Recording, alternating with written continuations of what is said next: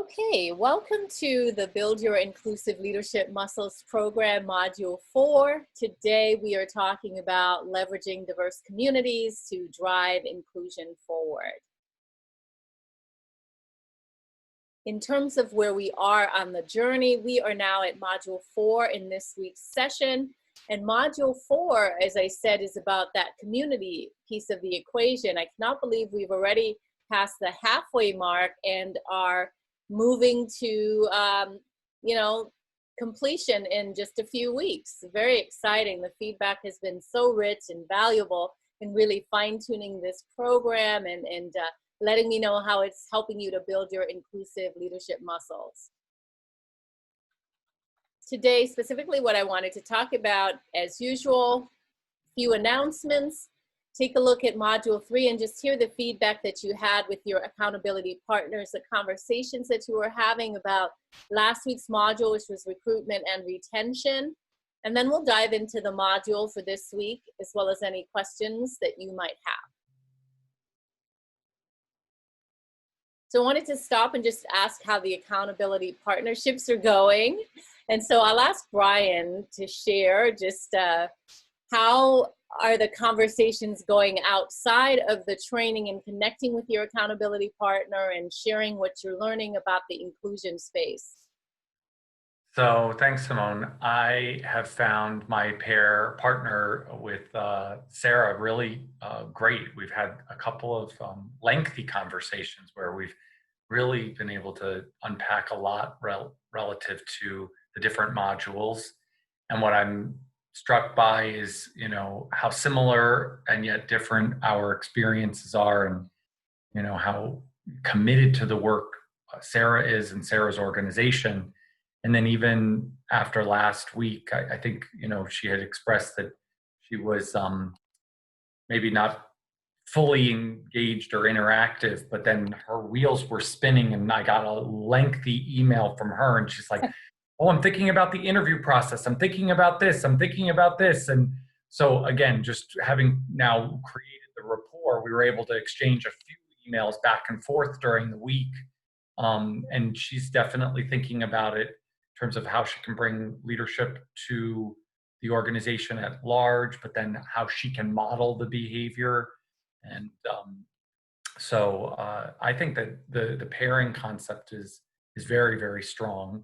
And then I certainly am able to bring a cross section of the experiences I've had in different corporate environments and some of the consulting scenarios, as well as some of the best practices that I've been exposed to, so that we can keep sharing. So I think it's a great part of this model.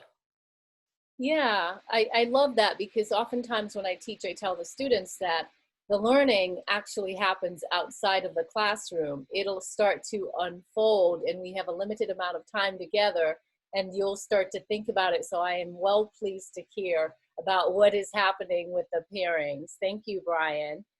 Let's keep going. So in terms of the online portal, I just want to give some clarification on the purpose of that portal and how it plays into what we're doing in cohort 1. The online portal is a repository for the presentation as well as the recording of our sessions.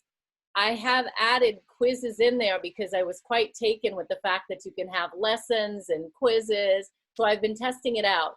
My expectation for you is that you'll be able to access the information from each of the modules of us getting together, but also that you continue to do the feedback. There was a link that I sent in the week 1 and I think week 2 recap. There's a link to a survey form where you give feedback for the module.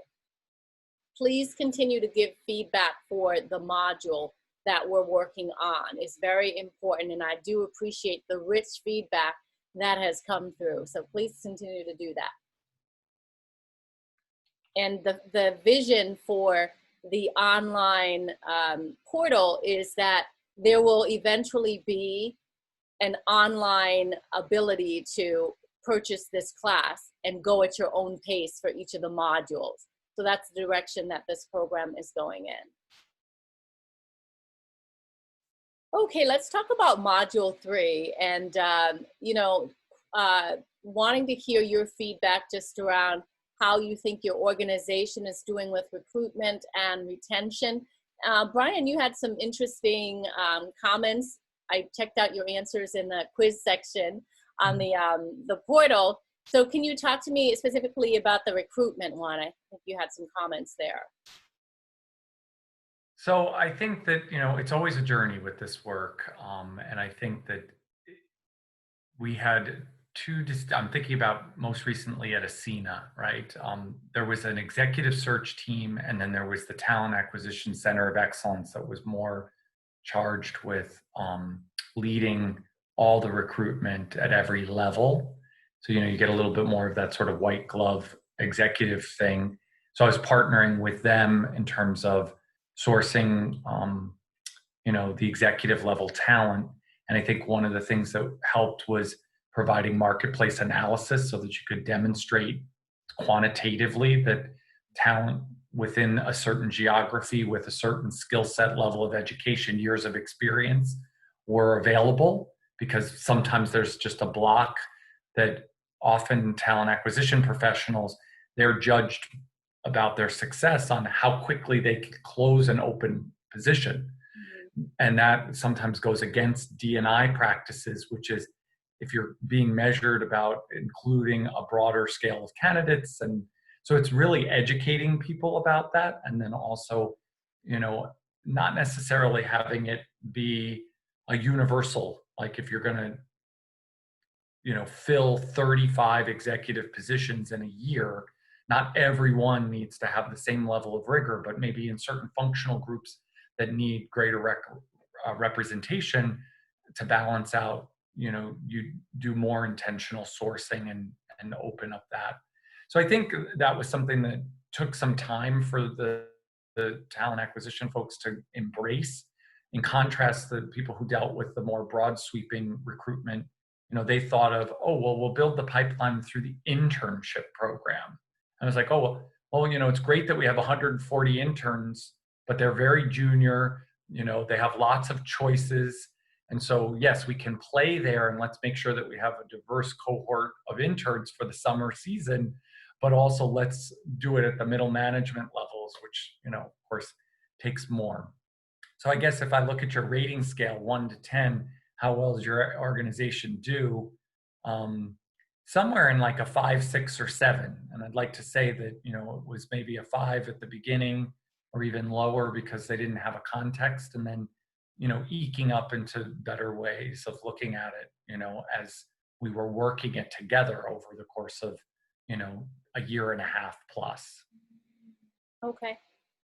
Thanks for sharing, Brian. Appreciate that. I think it's a good strategy to just think about where your organization is on that scale and what you can do to help move the needle towards the right, up towards the 10. But it is a journey for this inclusion work, and there's many things that can be done. We talked about some of that last week around recruitment and retention.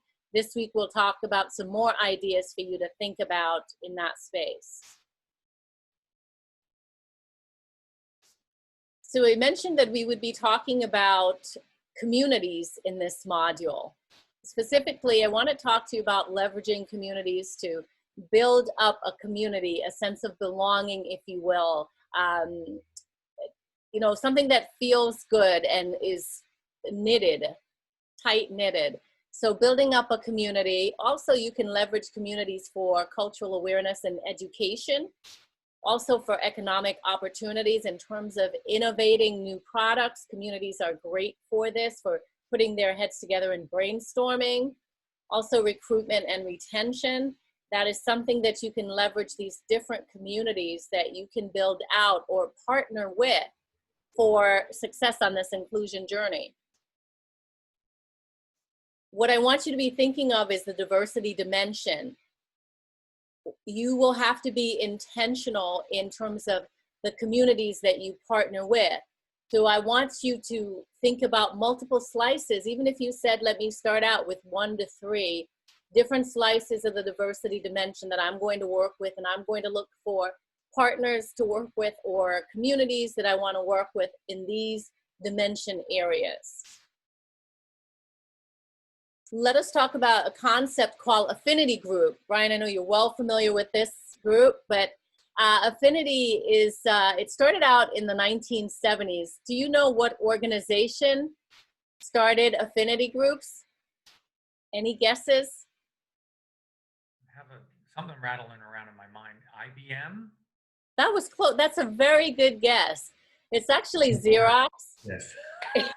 Xerox. Yeah, it was very good guess. Xerox started affinity groups in the 1970s. And, you know, the concept of affinity, looking for a connection point, if you will, of the different dimensions of diversity, let's say women, LGBTQ, or Black or African American, or physical ability or disability. You know, these different slices of the dimensions were affinity groups that were brought together with a common goal, common connection point. You can think about them as a focus group. If you don't have affinity groups, and I'll talk about the naming of these groups. In the early days, it was affinity group, but it moved to employee resource group, business resource group, and some companies moved away from the concept of this community because you look down at challenge, there's some folks who feel like these affinity groups are not all inclusive.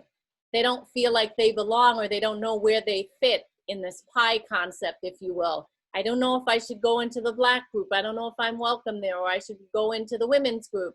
There's not a place for me. I've heard people say, what about the white males? Where should we go? But there could be different types of groups. There could be a millennial group, you know, a generational group. There could be a parents group.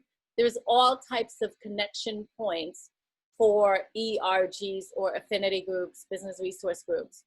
Some of the challenges that they face is perception. Perception in terms of, are they more so a social group? Sometimes ERGs get the label that there's, you know, we want to know about the parties that they're doing for the cultural celebration, and that's it. But it's a lot more powerful than the celebratory social component of the ERG. It could be, you know, using your ERG to come up with a new product offering. I know that MasterCard, the Latin group or Hispanic group, they came up with a new credit card that MasterCard uses, and it was birthed from the ERG space. But really looking at the perception and how does the organization perceive the ERG.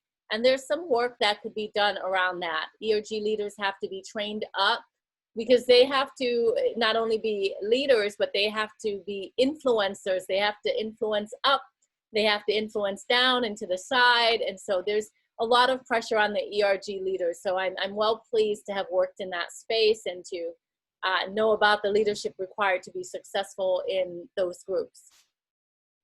Authority. Do they have the authority that they need?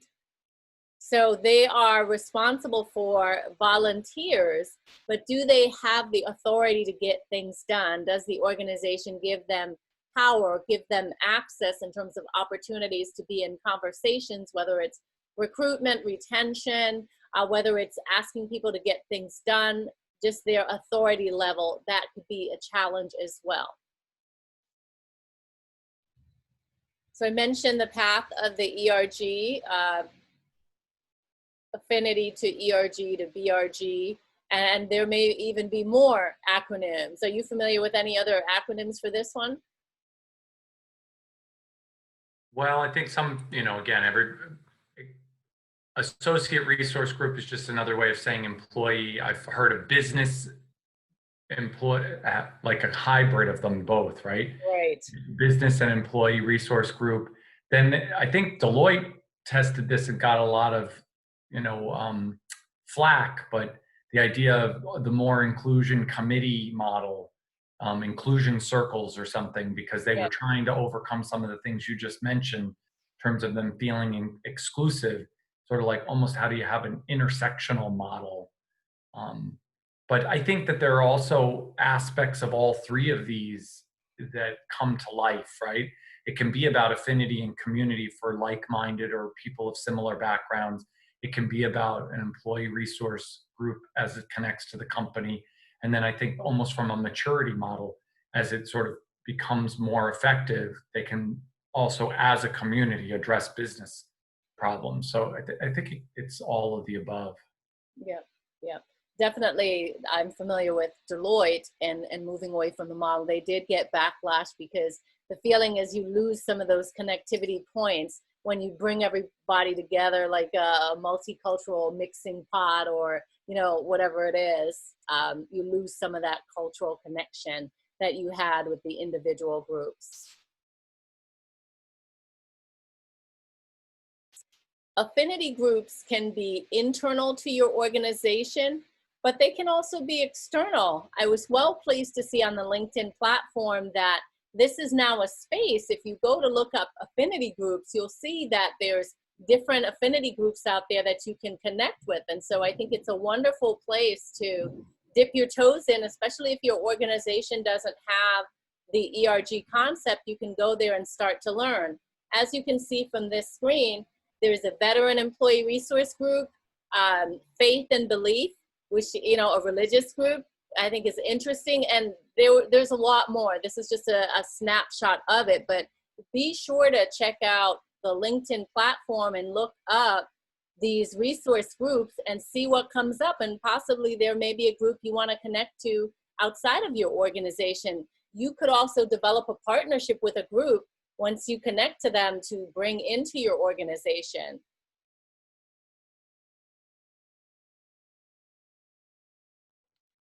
Additional places to look for building community is the library.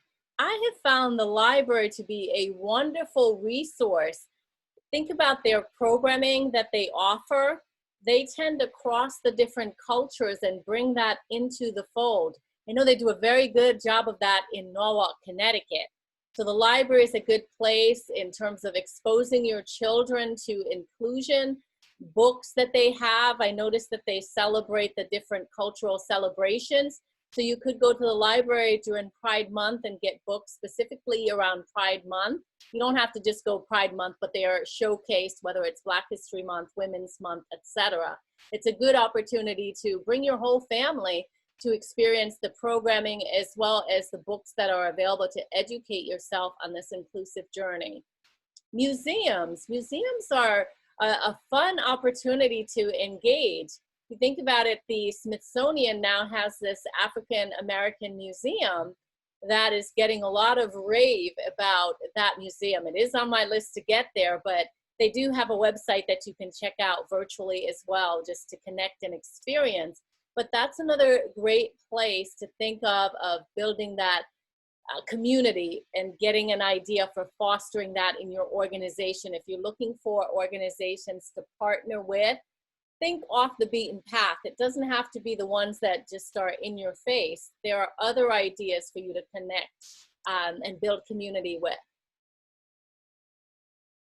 I also wanted to bring to your attention associations. If you go to the directory of association, that's actually a group. You can go and search for different associations. So I did a quick little Google search and checked them out. And when I put minority in, look what they did. They break out by these different groups. So I may want to find associations that I want to work with. It doesn't have to be the typical National Black MBA, Prospanica, or you know, these different groups. There are more groups out there that you can, in fact, work with. So that's one method to leverage. Also, the Association of ERGs in Council. This gives awards to top ERGs. They've been around for quite some time. I think if you're thinking of benchmarking ERGs, this is a good place to look and get ideas in terms of, as these different ERGs and diversity councils, they get recognized, you are seeing what they did to get recognized because it's a part of the write-up. So I think you can get ideas of how do I build more community in my organization by looking at what others are doing. The same thing with diversity best practices. That's a great resource to leverage to find out more information on building communities. I do want to touch on supplier diversity. For supplier diversity, it's important for organizations to look at the different places where there are inclusion gaps. An opportunity is in the vendors that you work with. Is there diversity in that space? And some organizations have a supplier diversity team that's actually tracking, counting the number of women businesses that we work with, the number of minority businesses that we work with, the number of veteran businesses that we work with. So, you know, in the old days or affirmative action times, there was, you know, the counting that started with the employee makeup, but also in the supplier diversity space, organizations are now tracking how they are doing with supplier diversity. So these are some of the organizations that I believe will be helpful to you in connecting with and building partnerships with. You can look there for resources as well. So the National Minority Supplier Diversity Council, I'm actually a MBE. What that is a minority business enterprise. And they not only cater to organizations as partners, but they also cater to the members by providing education, access to corporate partners, training, access to capital, etc. So they are sort of the middleman, if you will. But these are great organizations. Also the WeBank, I'm a certified women business enterprise as well. And again, this is an organization that you can connect with for building more community.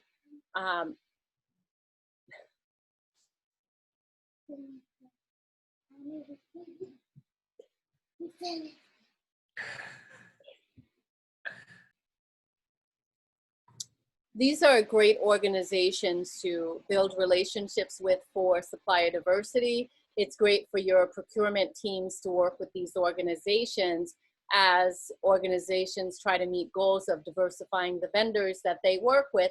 They can work with these organizations.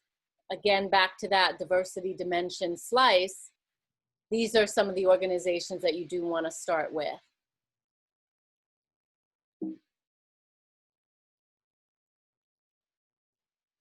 Some of the benefits of being a partner to some of these supplier diversity organizations that we just looked at, you get access to vendors that have already been vetted. They've gone through a process of proving that they're on the up and up as business owners and that they meet the diversity dimension criteria. So I know they do that definitely for minority businesses, women businesses, because I'm certified, so I know the questions they're asking on this side. So you get access to these vendors, as well as you get access to programming that's offered. So not only can you offer training for vendors at your organization, you can also participate, whether it's at a conference or sometimes there's a lunch and learn that can be done where you share about your organization and how it works. You share that to the different small businesses.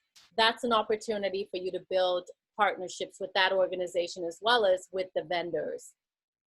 There's employer branding opportunities that you can get if that's an important goal for you. You definitely can realize this with the supplier diversity program. Be sure to have someone who is directly responsible for this, and that it's not so much an add-on, but someone who is responsible for really taking this to the next level. You can get recognized for being best in class in the supplier diversity space. That's also a benefit, additional procurement opportunity. So it really is a nice model for inclusion. If you are looking for companies who are doing it well, I suggest going to Diversity Inc. You can take a look at their top 50 list and look specifically at the specialty list for supplier diversity. So you can see that Hilton and companies like Hilton, Sodexo, Marriott, etc., they are in the top 10 for supplier diversity. So you may want to look on their website or even reach out to their supplier diversity contact to do a lessons learned and get some inspiration and additional ideas from of how you can create a supplier diversity or create a supplier diversity program or make more changes in that space.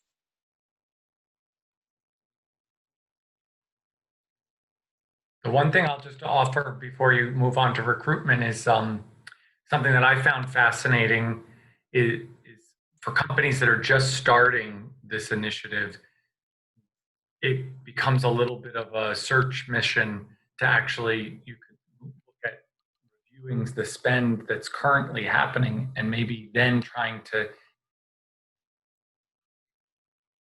cross-reference, that's the word I was looking for, cross-reference with the vendors and the spend, because some of them may already be a part of that classification of certified suppliers that you mentioned. So, you know, a quick win is just being able to actually parse out what's already being spent with those suppliers, or if obviously they know that a supplier is minority owned, maybe encouraging them to get certified so that they can get credit. So it's a collaborative effort, but it's always nice. I found that, for example, out of millions of dollars of spend annually, probably close to $1 billion of spend, that we were already spending like 140 million with diverse suppliers, but we had to back into who was on the list, what we were spending, and then who they were and what certification they had to just set the baseline. Right. So did you have someone who that was their specific job at your organization? So I partnered with the chief procurement officer who assigned a director who had responsibility for all marketing spend, but then he became the sort of lead for supplier diversity. And then he had somebody on his team that kind of helped with all that baseline database scrubbing, certification, cross-referencing. And so I didn't have dedicated at Ascena, but we had two people at Wyndham. So I think over time, the idea was that the senior manager who reported to the director, once we were fully up and running, it would become her full-time job.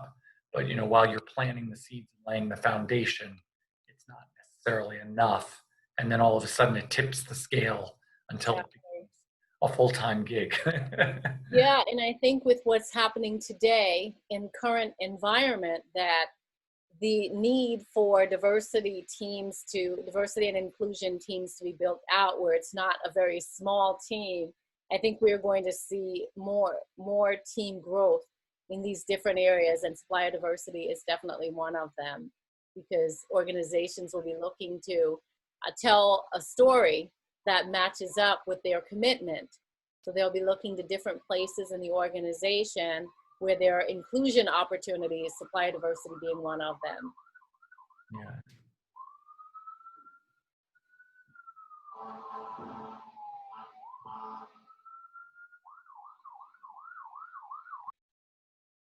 Now, in terms of recruitment, there are, again, different organizations that you can work with,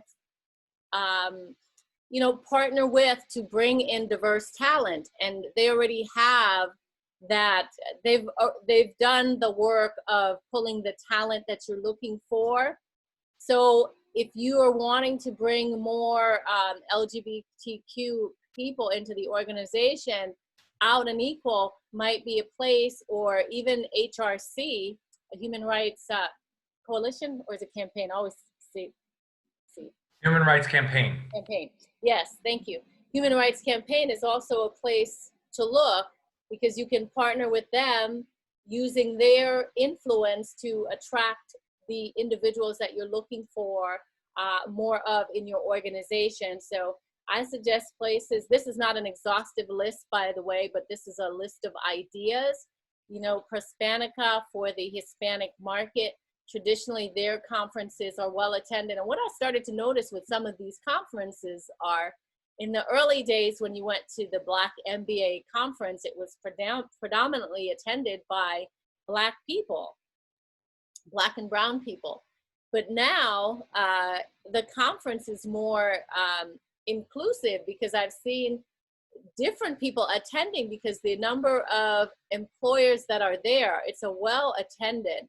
pre-COVID. It's a well-attended event that draws top companies recruiting. And so now, you know, it would not be a weird thing to see um, someone who is not of color attending and participating in the conference. So you have ability beyond for the abilities area if you're looking to create more opportunities in that space. I put East Coast Executives out here because they're a diversity recruitment firm that's been around for over 20 years. So if you are looking for someone to work with, this is an organization that you can also work with to diversify your, bring diverse talent into your organization. I wasn't familiar with that group. Mm-hmm.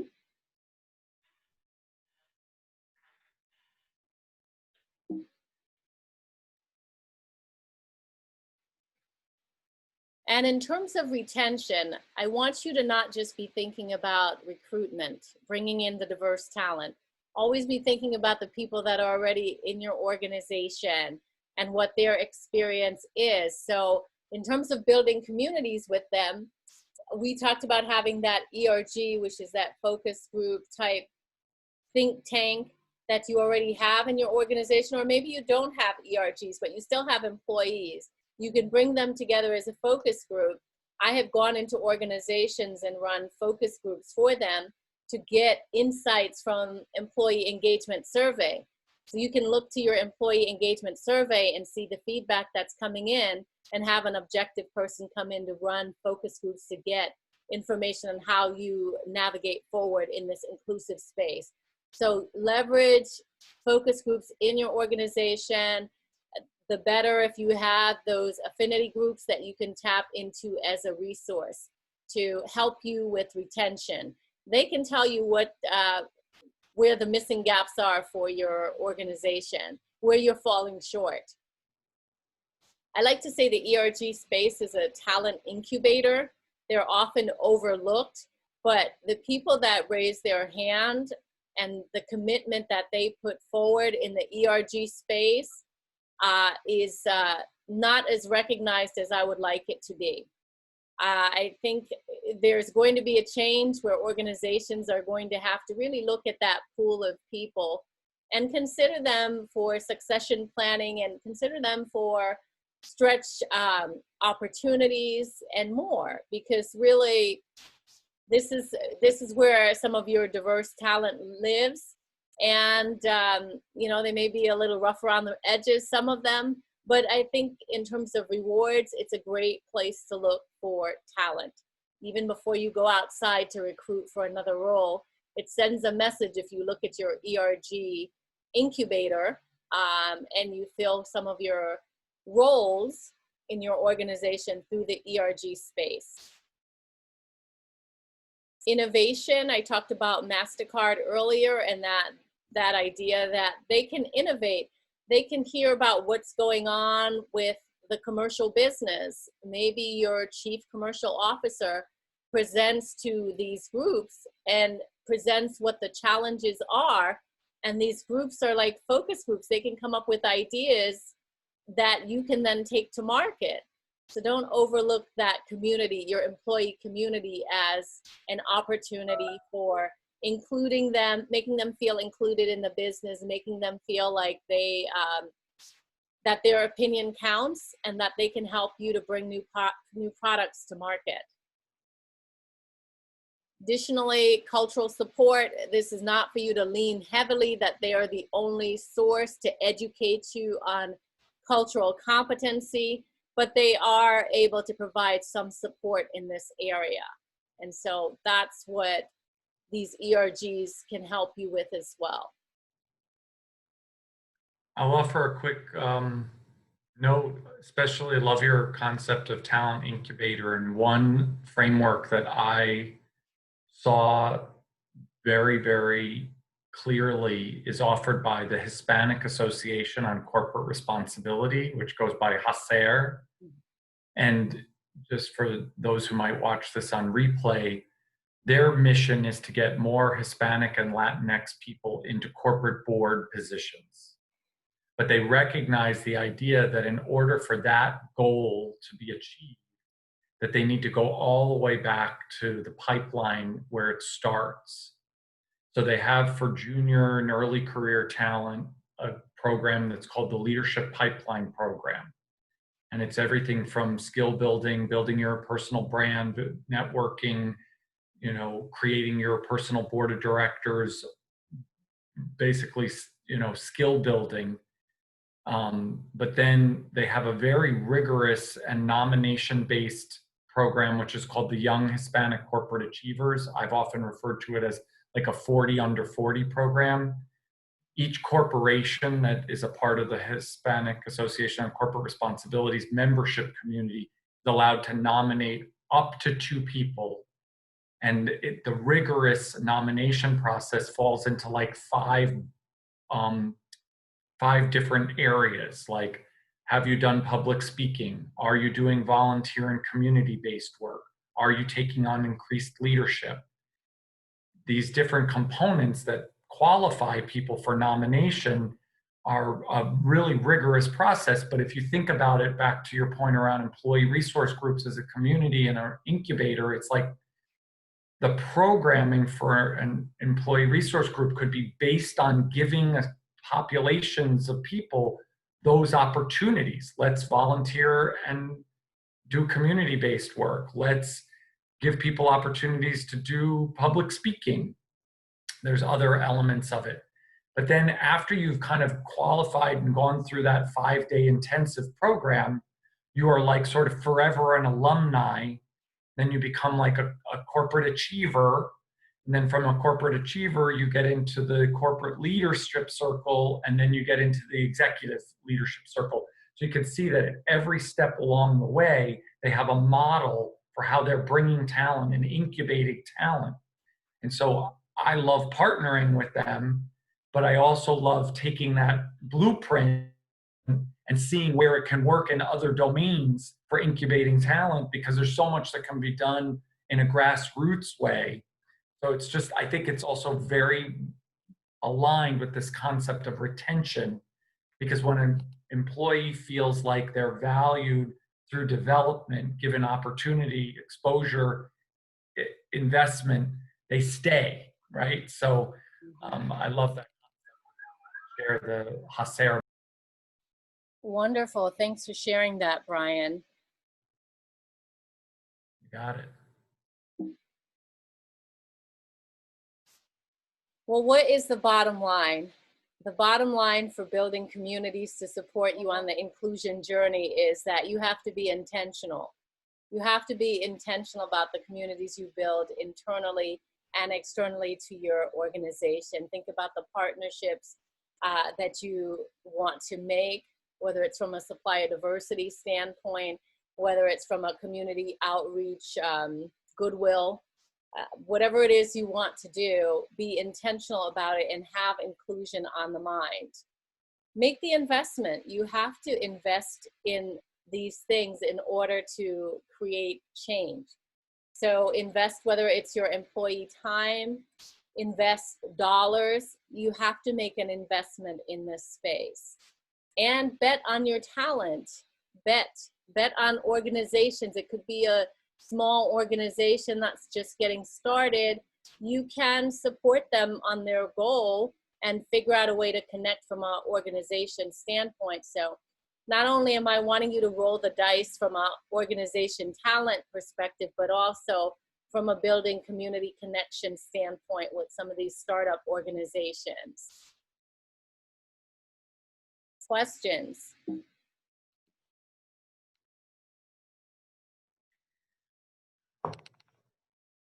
Where do we go from here?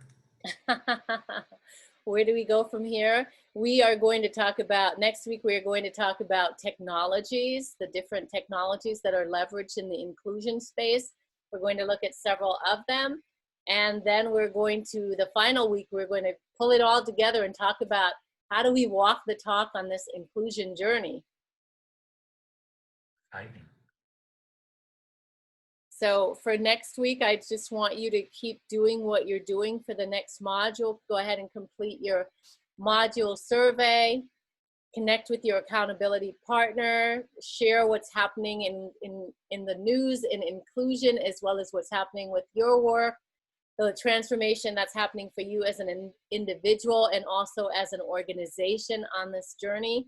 Hopefully you're applying some of the things that you're learning to your organizations. But, you know, pay attention to what's happening. It is a journey, and there's always more work to be done.